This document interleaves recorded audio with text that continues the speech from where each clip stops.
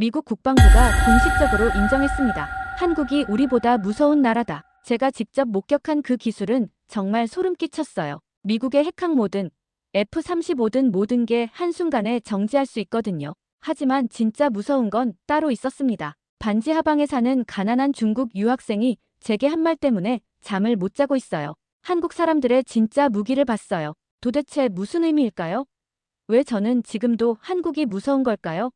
지금부터 사연 빠르게 시작하겠습니다. 안녕하세요. 해외 감동 사연을 소개하는 하늘입니다. 구독과 좋아요는 저에게 큰 힘이 됩니다. 안녕하세요. 저는 미국 워싱턴 DC에 위치한 에어로스페이스 코퍼레이션에서 15년간 위성통신 및 전자체계 개발에 몸담아온 데이빗 존슨입니다. 미국 공군 출신으로 서방 군사기술 체계의 우월성을 당연하게 받아들이며 살아왔어요. 제 일상은 대부분 사무실 12층 책상에서 7개의 모니터를 동시에 켜놓고 위성 궤도 데이터를 분석하는 것이었습니다. 아시아 태평양 해역의 군사위성 동향 분석과 중동 지역 위성 감시를 주로 맡아왔죠. 제 업무는 민감했고 실수는 곧 국가 안보에 직결될 수 있었기에 늘 정확성을 우선시해야 했어요. 그런 제게 충격적인 소식이 들려온 건 지난 3월이었습니다. 일본의 정찰 위성 키자시 7호가 동경 140도, 북위 37도 해역 상공에서 갑작스럽게 신호를 잃었다는 긴급 보고였죠. 처음에는 단순한 기술적 결함이라고 생각했습니다. 위성은 언제든 예상치 못한 태양 폭풍이나 우주 쓰레기 충돌로 통신이 두절될 수 있으니까요. 하지만 며칠간의 추적 분석 결과는 전혀 다른 내용을 보여줬습니다. 키자시 7호는 기계적 고장이 아닌 외부 신호에 의해 시스템이 일시 정지된 것으로 추정된다는 보고서가 올라온 거예요. 더 놀라운 건 그 신호의 발신지가 한반도로 추정된다는 정보였습니다. 저는 그 보고서를 읽고 코웃음을 쳤어요. 한국이 일본 정찰 위성을 무력화시킬 기술을 보유했다고요? 물론 삼성이나 LG 덕분에 그들의 전자기술이 상당한 수준이라는 건 알고 있었지만 군사위성을 교란시킬 정도의 고도화된 전자전 능력을 갖췄다는 건 믿기 어려웠거든요. 일주일 후 국방부 산하정보 분석소에서 직접 연락이 왔어요. 제임스 워커라는 고위 분석관이었는데 긴급 자문을 요청한다는 내용이었습니다. 단순한 자문이 아니라 직접 현지에 가서 조사해달라는 요청이었죠. 현지라는 게 바로 한국이었습니다. 워커가 내놓은 얘기는 충격적이었습니다. 키자시 7호 외에도 지난 3개월간 아시아 태평양 지역에서 원인 불명의 위성통신 장애가 14건 발생했다는 거예요. 모든 사건의 공통점은 한반도 근해에서 발생했다는 것과 기존의 어떤 전자전 패턴과도 일치하지 않는다는 점이었습니다. 저는 여전히 회의적이었어요. 한국이 정말 그런 고도의 기술을 독자 개발했을까 하는 의문이 계속 들었거든요. 제가 알기로는 한국의 군사기술은 대부분 미국이나 유럽에서 기술 이전을 받거나 공동개발 형태로 이루어지는 것이 대부분이었습니다. 출국 전날 밤 저는 한국계 미국인 연구원인 수진 박과 화상통화를 했습니다. 수진은 MIT에서 전자공학 박사를 받고 현재 로키드 마틴에서 위성 방어 시스템 연구를 담당하고 있어요. 수진은 제가 한국에 가는 목적을 듣고 나서 잠시 침묵했습니다. 그러더니 조심스럽게 말했어요. 한국은 제가 생각하는 것 이상의 나라라고 했습니다. 특히 최근 몇 년간 독자적인 기술 개발에 상당한 성과를 거두고 있다고 들었다고 하더라고요. 그리고 무엇보다 조심하라고 당부했어요. 마치 제가 모르는 무언가가 한국에 있다는 듯한 뉘앙스였거든요. 인천공항에 도착한 순간부터 저는 묘한 기분을 느꼈습니다. 공항 자체는 깔끔하고 현대적이었지만 딱히 특별할 게 없어 보였어요. 오히려 워싱턴 덜레스 공항의 삼엄한 보안 검색대나 뉴욕 JFK의 압도적인 규모에 비하면 평범한 편이었죠. 저를 마중 나온 사람은 한국 국방부 국제협력실 소속 김태훈 중령이었습니다. 단정한 군복 차림의 영어도 유창했지만 제가 보기에는 전형적인 관료 스타일이었어요. 정중하지만 형식적인 인사와 미리 준비된 듯한 환영사. 그리고 일정표를 건네면서도 보안상 일부 제한이 있다는 상투적인 멘트까지요. 김중령을 따라 서울 시내로 이동하면서 창밖 풍경을 보니 생각보다 발달된 도시였어요. 고층 빌딩들이 즐비하고 교통체계도 잘 정비되어 있었죠. 하지만 이것도 시애틀이나 보스턴에서 본 것과 크게 다르지 않았습니다. 경제적으로는 성공했지만 군사기술 면에서는 여전히 의문이라는 제 선입견을 바꿀 만한 건 없었어요. 그런데 그날 저녁 호텔에서 우연히 만난 한 중국 유학생이 제 인생을 바꿔놓을 줄은 몰랐습니다. 로비에서 공중전화를 사용하고 있는 20대 초반의 여학생이었는데 중국어로 가족과 통화하고 있었어요. 전화를 끊은 후 눈물을 훔치는 모습이 보여서 괜히 신경이 쓰였습니다. 저는 중국에서 1년간 근무한 경험이 있어서 중국어를 조금 할 수 있었거든요. 혹시 도움이 필요한지 물어봤는데 그 학생이 고개를 들고 감사하다며 괜찮다고 했어요. 하지만 눈가에 눈물이 아직 마르지 않은 상태였죠. 대화를 나누다 보니 그 학생은 리메이라는 북경대학교 3학년생이었어요. 교환학생으로 한국에 온 지 한 달 정도 됐다고 하더라고요. 처음엔 조심스러워했지만 제가 미국에서 온 연구원이라고 하자 조금씩 마음을 열기 시작했습니다. 이야기를 들어보니 정말 안타까운 상황이었어요. 중국의 부동산 폭락으로 부모님의 투자금이 날아가면서 학비와 생활비 지원이 끊어진 거였습니다. 북경대 학생인데도 지금 편의점에서 야간 아르바이트를 하고 있다고 창피해하며 말하더라고요. 하지만 리메이의 다음 말에 더 놀랐습니다. 아니라고 하면서 한국 최저임금이 시간당 10,000원이 넘는다고 하더라고요. 아르바이트로 한 달에 160만 원 정도 벌고 있다 했어요. 저는 순간 계산기를 두드려 봤어요. 한국의 최저임금이 미국과 비교해도 상당한 수준이었습니다. 한국 경제가 이 정도였나 하는 의외감이 들었죠. 제가 알던 한국의 이미지와는 달랐거든요. 리메이는 계속 이야기를 털어놨어요. 처음엔 정말 힘들었다고 했습니다. 반지 하방에서 살면서 매일 밤 편의점에서 일하고 낮에는 학교 다니는 생활이었다고 하더라고요. 그런데 신기한 게 있다면서 눈을 반짝였어요. 여기 사람들이 정말 다르다는 거였어요. 편의점에서 일하는데 어떤 아저씨가 10,000원을 그냥 주고 가신 적이 있다고 했습니다. 열심히 살아라라고 하시면서 말이에요. 병원에 갔을 때도 외국인인 자신에게 정말 친절하게 해주셨고 진료비도 생각보다 저렴했다고 했어요. 저는 리메이의 말에 관심이 생겼어요. 의료 시스템이 어떤지 물어봤더니 중국에서는 병원비 때문에 걱정이 많은데 여기서는 외국인인 자신도 합리적인 가격에 진료받을 수 있다고 하더라고요. 무릎이 아파서 병원에 갔는데 진찰비와 약값 합쳐서 5만 원도 안 됐다면서 정말 놀랐다고 했어요. 이상했어요. 제가 알던 한국과는 다른 모습이었거든요. 저는 한국을 여전히 미군에 의존하는 기술적으로는 뒤처진 나라 정도로 생각하고 있었는데 리메이가 묘사하는 한국은 상당히 체계적인 사회 시스템을 갖춘 나라였어요. 그런데 가장 놀라운 건 따로 있다면서 리메이가 눈을 반짝이며 말했습니다. 편의점 앞에 우산이 몇 개씩 놓여 있다는 거예요. 비 오는 날 필요한 사람이 가져가서 쓰다가 다시 갖다 놓으면 다른 사람이 또 사용하는 공공 우산이라고 하더라고요. 그냥 가져가는 사람은 없냐고 물었더니 그게 신기하다면서 몇 년째 이 시스템이 잘 돌아가고 있다고 했어요. 사람들 사이에 신뢰가 있는 거라면서 중국에서는 상상하기 어려운 일이라고 하더라고요. 저는 리메이의 이야기를 들으며 한국 사회에 대해 다시 생각해보게 됐어요. 단순히 경제적 성장이나 기술 발전만이 아니라 사회 구성원들 간의 신뢰를 바탕으로 한 시스템들이 작동하고 있다는 거였죠. 그날 밤 김중령과의 저녁 식사에서 저는 리메이에게 들은 이야기를 언급했어요. 한국의 사회 시스템이 생각보다 잘 되어 있다고 하니까 김중령은 미소를 지으며 답했어요. 한국은 하드웨어만큼이나 소프트웨어에도 신경을 많이 써왔다고 했습니다. 기술 발전도 중요하지만 그 기술을 뒷받침할 사회적 토대가 있어야 진정한 발전이 가능하다고 하더라고요. 저는 그 말의 의미를 완전히 이해하지는 못했어요. 하지만 뭔가 중요한 힌트를 얻은 것 같은 느낌이 들었습니다. 한국의 진짜 힘은 눈에 보이는 기술 이상의 무언가에 있을지도 모른다는 생각이 들었거든요.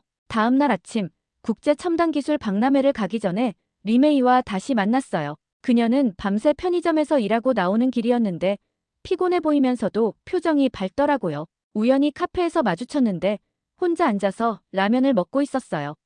저는 제가 중국어를 조금 할 수 있어서 말을 걸어봤는데 리메이는 처음엔 경계심을 보였지만 제가 미국에서 온 연구원이라고 하자 조금씩 마음을 열기 시작했어요. 어제 신기한 일이 있었다고 말하더라고요. 배달 오토바이 기사님이 중국어로 인사를 해주셨다는 거예요. 발음은 서툴렀지만 자기도 중국에서 일한 적이 있다면서 도시락 하나를 사주셨다고 하더라고요. 그런 작은 친절들이 정말 힘이 된다면서 고마워했어요. 한국어 공부는 어떠냐고 물어봤더니 처음엔 정말 어려웠는데 점장님이 틈틈이 가르쳐준다고 했어요. 그리고 손님들도 자신이 외국인이라고 무시하지 않는다면서 오히려 응원해주시는 분들이 많다고 하더라고요. 이런 사회적 분위기가 어떻게 첨단 군사 기술과 연결될 수 있을까?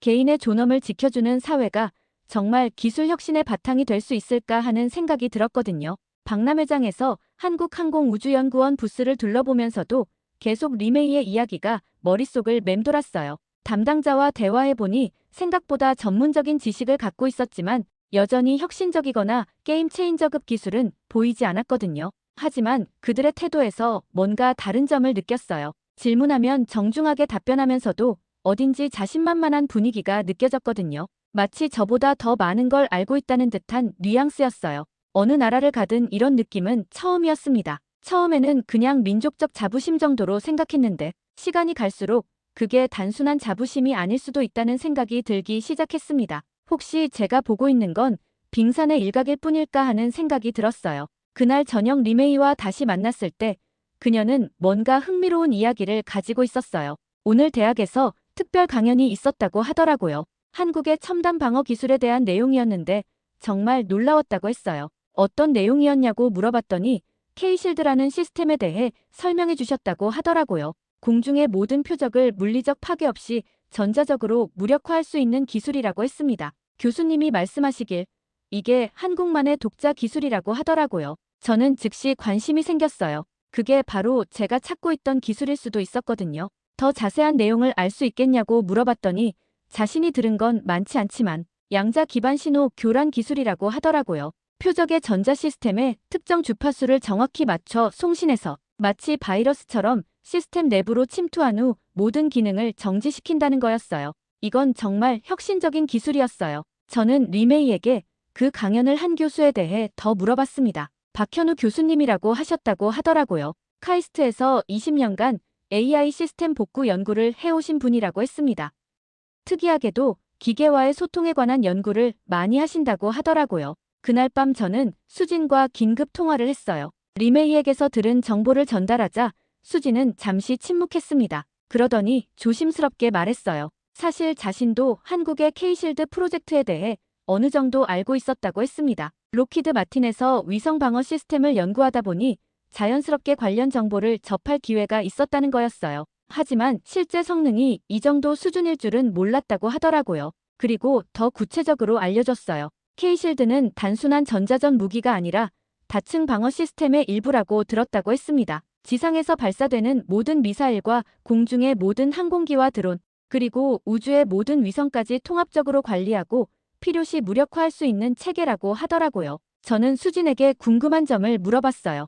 왜 한국은 이런 기술에 집중한 걸까요? 수진은 한국은 분단 국가로서 늘 전쟁의 위험에 노출되어 있지만 핵무기는 가질 수 없는 상황에서 나름의 해답을 찾아야 했던 거라고 했어요. 그래서 공격보다는 방어에, 파괴보다는 무력화에 집중하는 기술을 개발하게 된 거라고 하더라고요. 다음 날 김중령과의 미팅에서 저는 조심스럽게 K-실드에 대해 언급했습니다. 김중령은 잠시 생각하더니 상부에 문의해보겠다고 답했어요. 그런데 김중령의 표정에서 뭔가 의미심장한 게 느껴졌어요. 마치 이런 요청을 예상하고 있었다는 듯한 반응이었거든요. 그때부터 저는 이 모든 상황이 우연이 아닐 수도 있다는 생각이 들기 시작했습니다. 한국 측에서도 뭔가 보여주고 싶은 게 있는 건 아닐까 하는 의심이 머릿속을 스쳤어요. 이틀 후 김중령으로부터 연락이 왔습니다. 상부 승인이 떨어졌다며 특별히 한국군이 진행 중인 첨단 방어체계 시연을 참관할 기회를 제공하겠다고 했어요. 극비 사항이므로 일체의 기록이나 촬영은 금지되고 참관 후 보고서 작성 시에도 기술적 세부 사항은 언급하지 말아달라는 조건이 붙었죠. 저는 드디어 한국의 실체를 볼 수 있겠다는 기대감과 동시에 약간의 회의감도 들었어요. 아직도 한국이 정말 혁신적인 기술을 보유했는지 확신이 서지 않았거든요. 하지만 워커의 지시를 받은 이상 최대한 객관적으로 관찰하기로 마음먹었습니다. 그날 저녁 리메이와 다시 만났을 때 그녀도 뭔가 복잡한 표정이었어요. 오늘 중국 친구들과 화상 통화를 했는데 정말 충격적인 이야기를 들었다고 하더라고요. 중국의 대졸자 실업률이 20%를 넘었다고 했어요. 자신의 친구들도 인턴십을 해도 월급도 적고 정규직 전환 가능성은 거의 없어서 부모님 도움 없이는 베이징에서 살 수가 없다고 하더라고요. 중국 상황이 그렇게 심각하냐고 물어봤더니 그렇다면서 부동산 폭락으로 청년들이 취업해도 집을 살 수 없는 상황이라고 했어요. 탕핑 문화가 유행하는 이유를 이제야 알겠다면서 아무리 노력해도 미래가 보이지 않으니까 그런다고 하더라고요. 그 순간 저는 뭔가 중요한 깨달음을 얻었어요. 한국이 이런 첨단 기술을 개발할 수 있었던 이유가 단순히 기술력만이 아니라는 걸 말이에요. 사회 구성원들이 안정적인 삶을 영위할 수 있는 토대가 있었기 때문에 장기적인 연구 개발에 집중할 수 있었던 거였죠. 시연 장소는 서울에서 남쪽으로 2시간 정도 떨어진 충청남도의 한 군사시설이었어요. 외부에서는 평범한 산지로 보였지만 내부로 들어가니 상당한 규모의 지하 연구시설이 있었습니다. 김중령의 안내로 엘리베이터를 타고 지하 3층까지 내려갔는데 복도 양쪽으로 첨단 장비들이 빼곡히 들어선 연구실들이 이어졌어요. 가장 먼저 안내받은 곳은 통제실이었습니다. 벽면 전체를 차지하는 대형 스크린에는 한반도 주변 해역의 실시간 레이더 영상이 표시되고 있었어요. 여러 개의 작은 점들이 움직이고 있었는데 김중령의 설명에 따르면 현재 상공을 지나가는 모든 위성과 항공기의 위치를 실시간으로 추적하는 시스템이라고 했습니다. 통제실 한쪽에는 K실드라고 명명된 조작 패널이 있었어요. 생각보다 단순한 구조였는데 큰 터치 스크린 하나와 몇 개의 물리적 버튼으로 구성되어 있었습니다. 담당 연구원은 이 시스템이 공중의 모든 표적을 식별하고 필요시 무력화할 수 있는 통합방어 체계라고 설명했어요. 본격적인 시연은 오후 2시에 시작됐습니다. 표적으로는 약 200km 떨어진 해상에서 발사된 모의 드론이 사용된다고 했어요. 이 드론은 실제 적국의 정찰 드론과 동일한 전자신호를 발생시키도록 설계되었다고 했습니다. 시연이 시작되자 통제실의 분위기가 긴장감으로 바뀌었어요.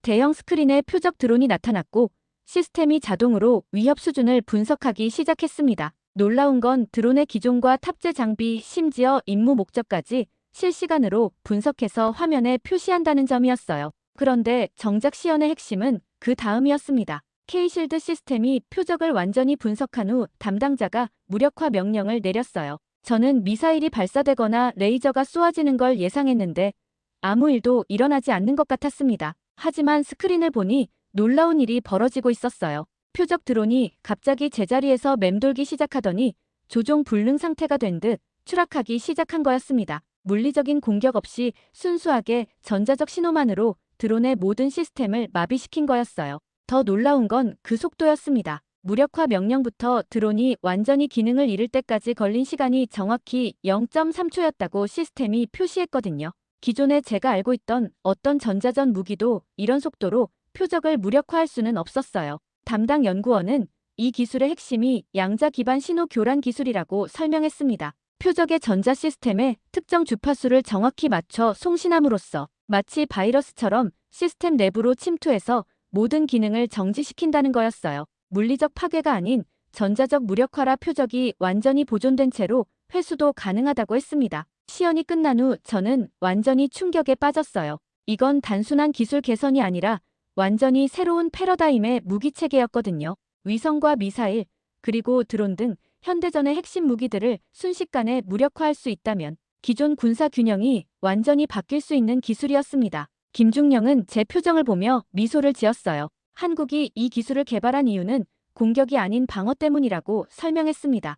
핵무기 없이도 적의 모든 공격 수단을 무력화할 수 있다면 그게 진정한 억제력이 될 수 있다는 철학이라고 했어요. 그 순간 저는 지난 며칠 동안 제가 얼마나 오만했는지 깨달았습니다. 한국을 여전히 기술 후진국 정도로 여겼던 제 편견이 얼마나 무지한 것이었는지 뼈저리게 느꼈거든요. 시연을 목격한 그날 밤, 저는 호텔방에서 수진과 긴급 화상 통화를 했습니다. 워커의 지시사항에 따라 구체적인 기술 내용은 언급할 수 없었지만 제가 본 것이 상상을 초월하는 수준이었다는 건 전달할 수 있었어요. K실드는 단순한 전자전 무기가 아니라 다층 방어 시스템의 일부라는 거였습니다. 수진의 설명에 따르면 K실드는 적의 공격 의도를 사전에 탐지하고 실제 공격이 시작되기 전에 공격 수단 자체를 무력화시키는 방식으로 작동한다고 했어요. 즉 전쟁을 예방하는 기술이라는 거였죠. 저는 수진에게 최대한 알고 있는 걸 모두 말해달라고 했습니다. 그러자 수진은 잠시 고민하더니 이야기를 꺼내기 시작했어요.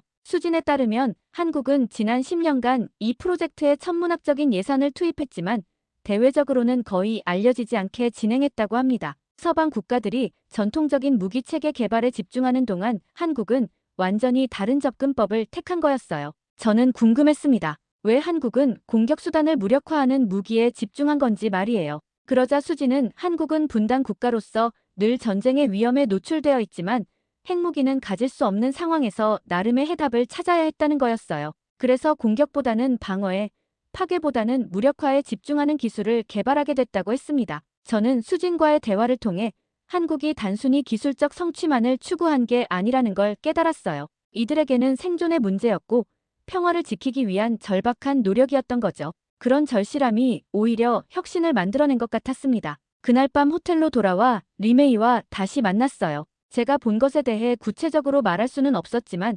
한국이 정말 대단한 나라라는 걸 실감했다고 했어요. 리메이도 그런 걸 느낀다고 했습니다. 기술적인 건 잘 모르지만 이 사회가 사람을 대하는 방식을 보면 뭔가 다른 것 같다고 하더라고요. 자신이 북경대 학생이라고 해서 우대해주지도 않고 편의점 알바생이라고 무시하지도 않는다고 했어요. 그냥 한 사람으로 대해주는 거라고 하더라고요. 그게 어떤 의미인 것 같냐고 물어봤더니 기술도 결국 사람이 만드는 거라고 하더라고요. 사람을 소중히 여기는 사회에서 더 좋은 기술이 나올 수 있는 게 아닐까 하면서 자신은 편의점에서 일하면서 정말 많은 걸 배웠다고 했어요. 서로를 신뢰하고 배려하는 마음이 어떻게 사회 전체를 움직이는지를 말이에요. 그 순간 저는 깨달았어요. 한국의 진짜 힘은 K실드 같은 첨단 기술에만 있는 게 아니라는 걸요. 그 기술을 뒷받침하는 사회적 토대, 사람과 사람 사이의 신뢰 그리고 개인의 존엄을 지켜주는 시스템이야말로 진정한 강점이라는 걸 말이에요. 시연을 목격한 며칠 후 예상치 못한 위기가 발생했습니다.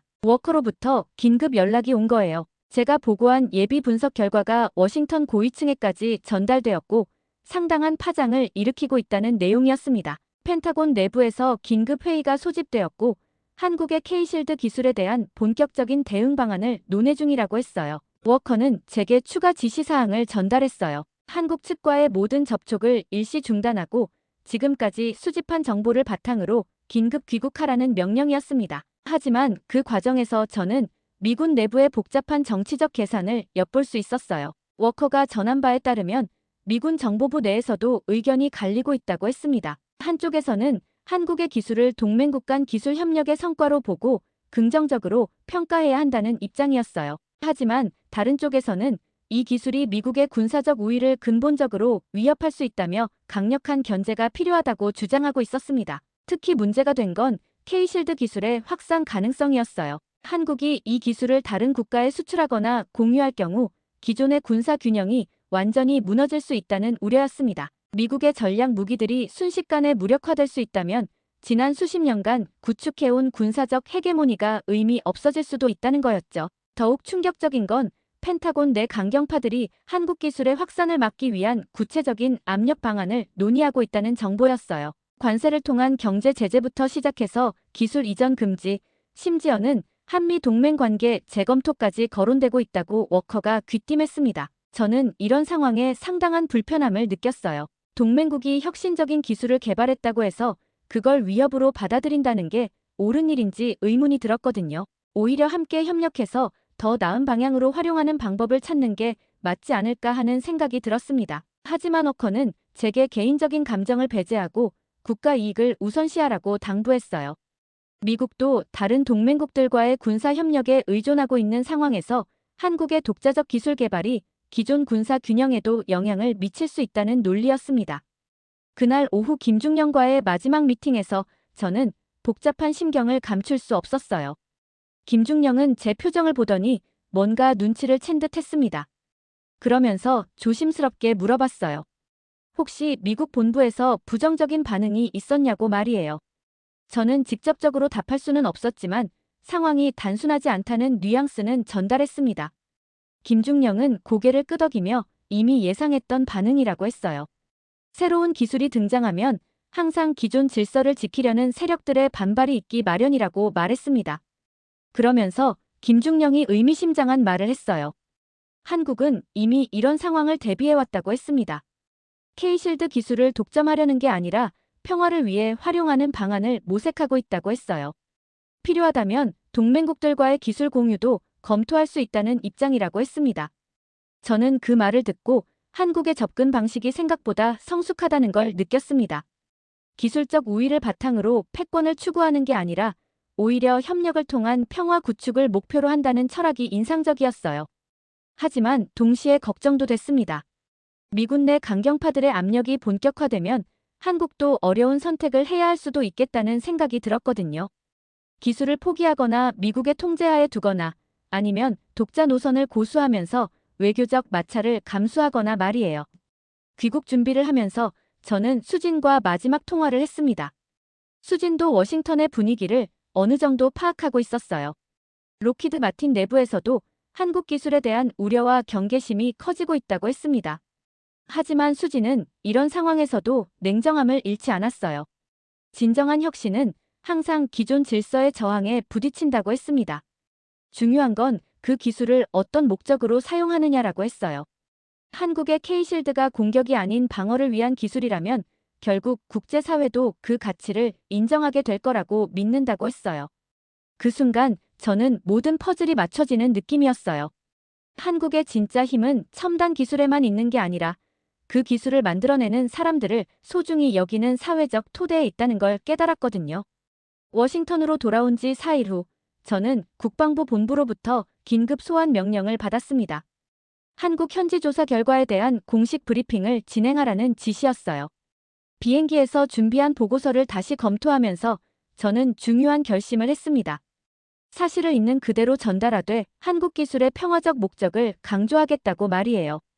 국방부 본부 회의실에는 예상보다 많은 고위 인사들이 참석해 있었습니다. 국방부 차관보와 합참 정보장, 그리고 CIA와 NSA에서 온 분석관들까지 총 15명 정도가 자리를 가득 채우고 있었어요. 분위기가 상당히 경직되어 있다는 걸 한눈에 알 수 있었습니다. 제가 K실드 시연 현장에서 목격한 내용을 상세히 보고하자 회의실은 조용해졌습니다.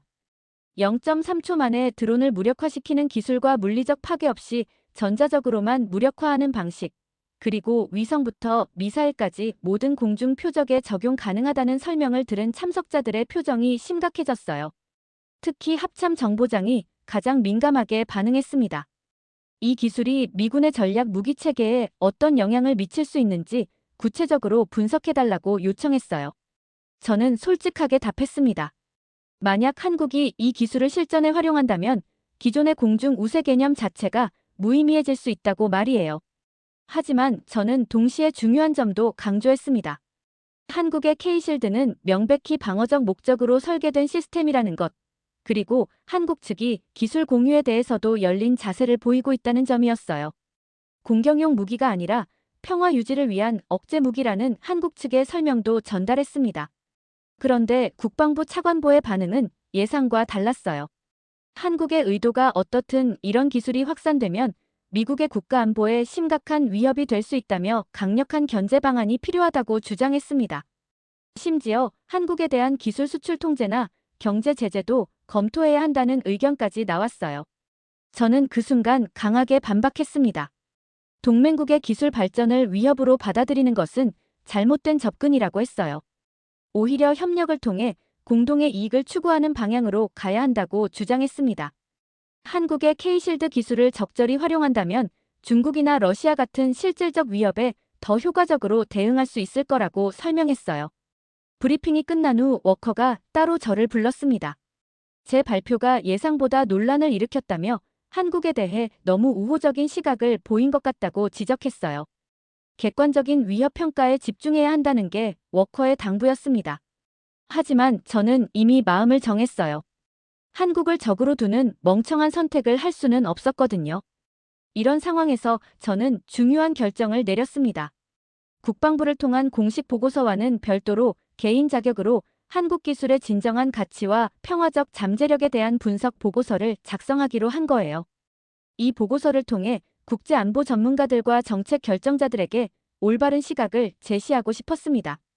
수진도 록히드 마틴 내부에서 비슷한 노력을 하고 있었어요. 한국 기술과의 협력 방안을 모색하는 연구팀을 꾸려서 미국 방위산업계의 시각 변화를 이끌어내려 하고 있었습니다. 둘 다 각자의 자리에서 편견을 깨고 진실을 알리는 일에 매진하기로 한 거였죠. 제가 개인 자격으로 작성한 분석 보고서는 예상보다 큰 반향을 일으켰습니다. 국제안보연구소와 여러 싱크탱크에서 관심을 보였고 특히 유럽의 평화연구기관들에서 한국 기술에 대한 재평가가 시작됐어요. 제 보고서의 핵심은 K실드가 기존 군사 패러다임을 파괴하는 게 아니라 오히려 더 안전한 세상을 만들 수 있는 도구라는 점이었습니다. 그리고 무엇보다 이런 기술을 개발할 수 있었던 한국 사회의 토대에 대해 강조했어요. 리메이의 이야기를 익명으로 인용하면서 이렇게 썼습니다. 한국의 진정한 힘은 첨단 기술에만 있는 게 아니다. 사회 구성원 한 명 한 명을 소중히 여기고 외국인 유학생에게도 기본적인 존엄을 보장해주는 시스템이야말로 혁신의 진정한 동력이다. 몇 주 후 놀라운 소식이 들려왔어요. 리메이로부터 온 이메일이었습니다. 그녀의 한국어 실력이 많이 늘어서 이제 중국어 과외를 시작했다는 거였어요. 월 200만 원 이상을 벌 수 있게 됐다고 하더라고요. 엘리 씨 덕분에 한국에 대해 더 깊이 생각해보게 됐다고 메일에 썼더라고요. 처음엔 단순히 경제적인 이유로 온 곳이었는데 이제는 진짜 제 인생을 바꿔준 나라가 됐다고 했어요. 이런 사회에서 살 수 있다는 게 정말 감사하다고 하더라고요. 그리고 더 놀라운 소식도 있었어요. 리메이의 중국 친구들 중 3명이 한국 유학을 준비하고 있다는 거였습니다. 리메이가 SNS에 올린 한국 생활 이야기를 보고 관심을 갖게 됐다고 해요. 저는 그 메일을 읽으며 정말 큰 깨달음을 얻었어요. 한국의 소프트 파워가 얼마나 강력한지를 말이에요. K실드 같은 하드 파워도 중요하지만 사람들의 마음을 움직이는 소프트 파워야말로 진정한 국력이라는 걸 깨달았거든요. 몇 달 후 정말 놀라운 소식이 들려왔습니다. 한국 정부가 K실드 기술의 일부를 UN 평화유지군에 제공하기로 결정했다는 거였어요. 분쟁 지역에서 민간인 보호를 위해 무력 집단의 무기를 비살상 방식으로 무력화하는 데 활용하겠다는 계획이었습니다. 이 소식을 듣고 저는 정말 감동받았어요. 한국이 자신들의 기술적 우위를 독점하지 않고 인류 공동의 평화를 위해 활용하려 한다는 거였거든요. 이런 철학이야말로 진정한 선진국의 자세라고 생각했습니다.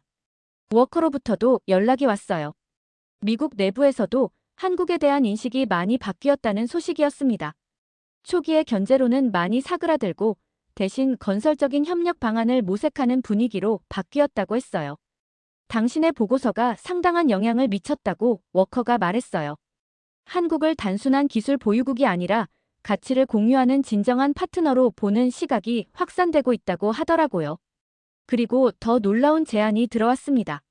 미국 국방부에서 한국과의 기술 협력을 위한 특별자문위원 자리를 제안한 거예요. 제가 한국에 대한 깊은 이해를 갖고 있다고 판단했기 때문이었습니다. 저는 그 제안을 흔쾌히 받아들였어요. 단순히 기술적 협력을 넘어서 두 나라 간의 진정한 파트너십을 구축하는 데 기여하고 싶었거든요. 첫 번째 공식 방문에서 저는 박현우 박사와 직접 만날 기회가 있었습니다. K실드 기술을 개발한 그 분과의 대화는 정말 인상적이었어요. 기술 그 자체보다 더 중요한 건 그 기술을 어떻게 사용하느냐라고 박현우 박사가 말했어요. 처음부터 이 기술이 평화를 위해서만 사용되도록 설계했다고 하더라고요. 저는 박현우 박사에게 물어봤어요. 어떻게 이런 철학을 갖게 되셨냐고 말이에요. 한국은 오랫동안 강대국들 사이에서 살아남아야 했다고 하더라고요. 그 과정에서 진정한 힘은 남을 누르는 것이 아니라 함께 상생하는 데 있다는 걸 깨달았다고 했습니다. K실드도 그런 철학의 산물이라고 하더라고요. 그리고 박현우 박사가 리메이 같은 외국인 유학생들에 대해서도 언급했어요. 한국 사회가 외국에서 온 학생들을 얼마나 잘 받아들이느냐가 곧 한국의 진짜 실력을 보여주는 척도라고 생각한다고 했습니다. 기술은 모방할 수 있지만 사람을 대하는 마음은 모방할 수 없다고 하더라고요.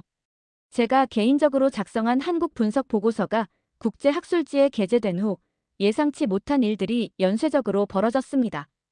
유럽의 여러 국가에서 한국의 K실드 기술에 대한 관심을 표명하기 시작한 거예요. 특히 독일과 프랑스에서는 한국과의 기술 협력 가능성을 타진해왔고 영국의 국방부에서도 공식적인 기술 교류를 제안했다는 소식이 들려왔습니다. 제 보고서가 이런 변화의 촉매 역할을 했다는 사실에 뿌듯함을 느꼈어요. 하지만 더 중요한 변화는 제 내면에서 일어나고 있었습니다. 20년 가까이 서방 기술의 우월성을 맹신해왔던 제가 이제는 진정한 혁신이 어디서든 나올 수 있다는 열린 마음을 갖게 된 거예요. 미국 내부에서도 한국에 대한 인식이 많이 바뀌었다는 소식이었습니다. 초기의 견제로는 많이 사그라들고 대신 건설적인 협력 방안을 모색하는 분위기로 바뀌었다고 했어요. 당신의 보고서가 상당한 영향을 미쳤다고 워커가 말했어요. 한국을 단순한 기술 보유국이 아니라 가치를 공유하는 진정한 파트너로 보는 시각이 확산되고 있다고 하더라고요. 하지만 저에게 가장 인상적이었던 건 기술적 성과가 아니라 협력 과정에서 보여준 한국 연구진들의 자세였습니다. 그들은 자신들의 기술을 자랑하거나 우위를 과시하려 하지 않았어요. 대신 어떻게 하면 더 나은 결과를 만들 수 있을지에만 집중했죠. 현재 저는 미국과 한국을 오가며 두 나라 간의 기술 협력을 총괄하고 있습니다. 단순한 기술 이전이 아니라 가치와 철학을 공유하는 진정한 파트너십을 만들어가고 있어요. 리메이는 이제 대학원을 졸업하고 한국 외교부에서 인턴십을 하고 있습니다. 그녀의 꿈인 한중 관계 개선에 한 발 더 다가선 거죠. 그리고 그녀처럼 한국에서 새로운 인생을 찾은 외국인 청년들이 점점 더 많아지고 있어요. 이제 저는 더 이상 서방 기술의 우월성을 맹신하지 않습니다. 대신 진정한 혁신은 어디서든 나올 수 있고 가장 중요한 건 그 혁신을 어떤 마음으로, 어떤 목적으로 사용하느냐라는 걸 깨달았어요. 제가 지금 하고 있는 일도 결국 그런 맥락에서 의미가 있다고 생각해요. 단순히 기술을 주고받는 관계가 아니라 서로의 가치관을 이해하고 존중하는 진정한 파트너십을 만들어가는 것 말이에요. 앞으로도 계속해서 한국과 미국, 그리고 더 나아가 전 세계가 함께 평화로운 미래를 만들어갈 수 있도록 노력하고 싶습니다. 한국에서 배운 그 소중한 가치들을 잊지 않으면서 말이에요. 지금까지 감동 하늘이었습니다. 구독과 좋아요 부탁드립니다. 행복하세요.